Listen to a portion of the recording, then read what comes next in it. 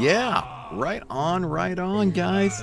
Yeah. Oh, they are having the time of their lives. What is up, Neophytes? My name's Alan, aka NeoCryptor, and welcome back to some more Thralls Are Alive tutorial? I don't know, something about that sentence didn't strike right with me, but either which way around it. Today we are digging in to a much requested tutorial. We are going in over logistics, setting up a logistics chain and getting things working that way. Well, you know, these bearers are going to come in very handy, and for logistics, I really recommend that you actually do have bearers. You can use any thrall, to be honest, but bearers work great because they have, you know, a much bigger inventory, and if you're going to be moving stuff around, that can be very handy. All right, so let's jump right in. All right, guys, so what are we gonna need to set up our logistics? Well, pretty basic, honestly. All you need is a logistics station and logistic orders, which of course can be crafted at the the furniture makey table thingy. All right, I bet you thought I was gonna say artisan table, didn't you? Haha, gotcha. And then, of course, you're going to need some kind of containers that your thralls will interact with, or machines, etc., that they will interact with to move stuff around. So what we're going to do is we're going to go ahead and set down a logistics thing here. Now, we need one of every single item that we want them to move. At least one. So one of those. One of these. We're going to start out pretty basic. And then I also need one piece of leather. So what we're going to do is we're going to set up a supply chain for them to take the hide and the bark that we harvested and put it into this tannery, take the finished leather out and bring it over and put it into one of these little sacks right here. So this will be a very basic example. The chain can get much more complicated. You know what? I'm going to rename this bag, actually. Let's name this... wow, that is a huge name. Leather storage. Okay. Just so things have a unique name makes it easier to deal with. So first off, we want to bind our logistics orders in here, right? Like so. All right, the work order is linked. Then we want to put in a piece of hide. We want to put in a piece of bark. And we want to put in a piece of leather. And as you can see, the logistics stations learned what all those pieces are. So now we're going to take our orders, and just like the idle orders, we're going to hit, look at whatever we are working with. So over here, we're going to look at the town center. We're going to hit 5. And we are going to set the position and the distance once we can find our little arrow. Oh, there it is. There it is. Okay, so let's move this out. Oh, it's so hard sometimes. Let's set the rotation so it actually looks like they are working at, but we don't want to set it too terribly close, because if we do, they'll just glide into it and it won't work out the way we want it to work out. So something like right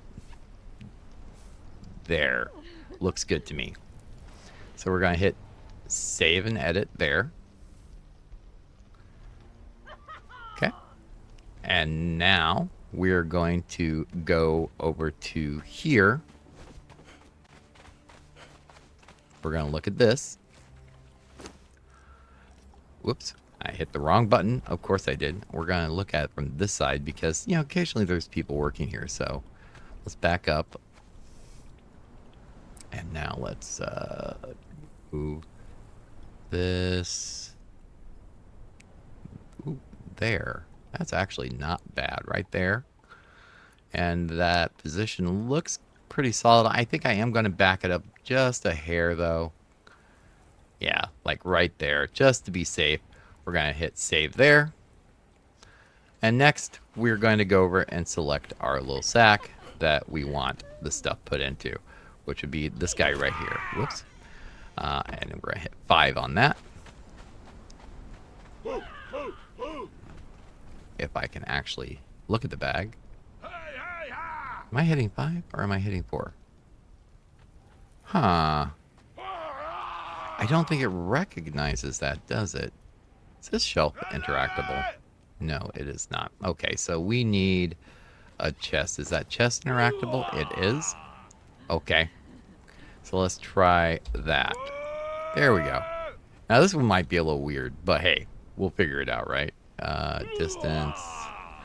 Yeah, okay. Yeah, that's kind of up there, ain't it? Yeah. We might have to move this chest. So we can set the rotation. Let's bring the... Oop, there we go. Okay. Okay, we got it. We got it. We got it. It's going to look a little weird because they're going to kneel instead of reach for it. But it'll work nonetheless. So now we can save that. And okay, those are 3 main station setups. So now we need to come back over here.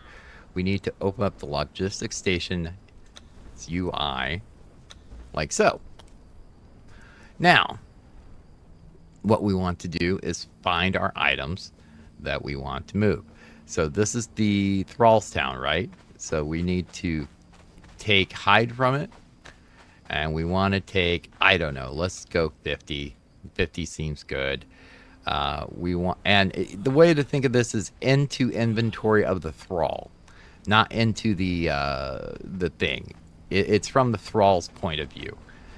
So let's do bark. Let's take again 50, and that's pretty good. So like so. Now we're going to take it over to the tannery, and we want to switch this to put the hide in. We want it out. So let's do -50. And again, bark. And -50. And we want to pick up the leather. So let's grab 50 leather.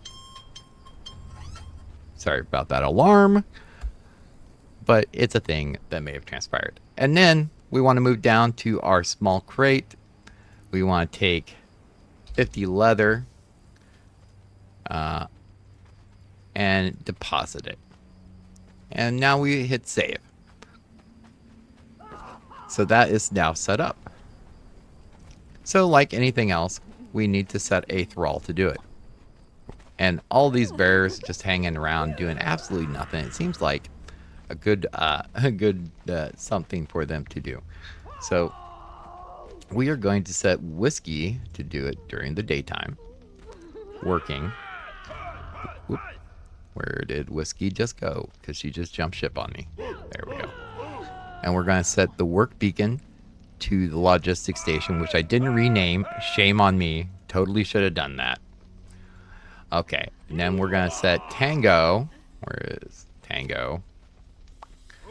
To do it during the evenings. Okay. And you're going to do your job, logistics station. And then Foxtrot, you're going to sleep during the day.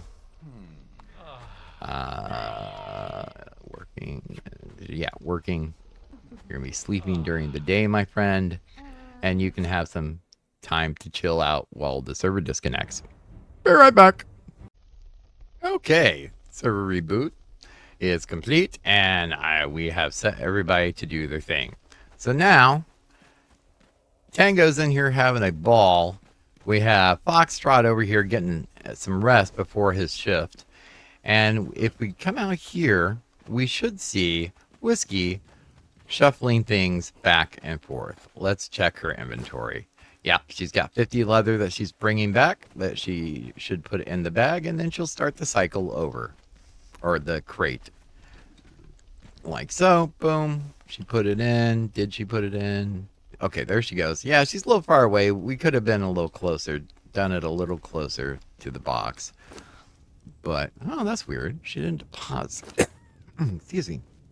didn't deposit it. Maybe she actually can't reach that box. So we might actually have to adjust it. Let me try and move the box down. I don't know if this will mess with it or not, but let's put the box there and see if she does the thing then. But she definitely looks like she's depositing things into here. So she has stuff on her right now. So she should deposit it right here into this. And we can tell in a second when her inventory is empty. Yeah. And now she should be putting that leather up in the box over there if we just watch her for a moment.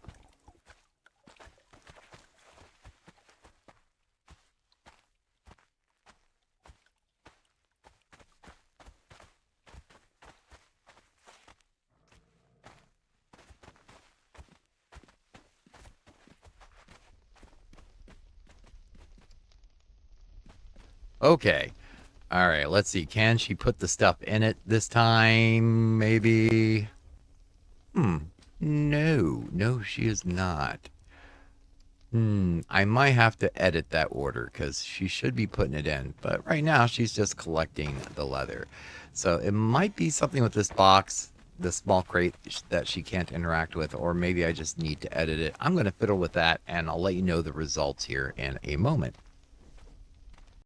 Okay, how many of you actually caught what I did wrong? Because I just figured it out. It wasn't the fact that the crate was up there. But if we go into here, it's the whole mentality that you have to think of it from the Thralls point of view. I had this set to in, not set to out. So I set it pretty high just to, you know, catch up. And I'm going to adjust it back down slowly because on this trip she should put 100 in and her inventory should be empty. But she indeed did put the leather in this time. So it's just a matter of getting the mentality of the in and out is from the idea of putting it into the Thrall's pocket and pulling it out of the Thrall's pocket. And that's something that is very, very easy to get backwards, especially if you're dyslexic like I am. So yeah, it can be problematic. So this is a prime example on a just an easy example of how to set up a logistics chain. Now, things to note, the Thrall cannot start the machine themselves. So that is something that they cannot do. So if you want this to be a continual supply chain going in, like this, you need to have it running beforehand and kind of figure out the timing on getting it, getting everything in there that you want to go in there. So, but you can set up like complete and utter full supply chains. For example, you can, have your guys mining iron. You can have, them doing the tannery thing, like with the hide. You can have them getting brimstone like we're doing. And so you can have them pick up the brimstone, pick up the tar, take it to an alchemy table, have the alchemy table set to make steel fire. Then you can have them pick up the steel fire and the iron, take it to a furnace to smelt the iron into steel. And then you could even take it a step further. If you're making, steel reinforcements, you can have them pick up that iron, take it over to the blacksmith table. I mean, not iron, but the steel. Take it over to the blacksmith table and have it set to make steel reinforcements. So the supply logistics chains can be as simple or as complex as you want them to be. Though, keep in mind, the more complex you make them, the trickier it gets sometimes to figure out what needs to go where and when and how much to keep the whole supply chain running continuously. But yeah, it's pretty cool example. Like one of my playthroughs, I had it set up to do a alchemical farm, right? So I had a bunch of spiders and a bunch of spiders and a bunch of rock nose making silver, gold, and ichor. So I would have them take the worms and stuff from a compost bin, take that over to the spiders, take the ichor out. I had them taking rock that my thralls were mining over to the rock nose pen, dropping that in, grabbing the silver and the gold out.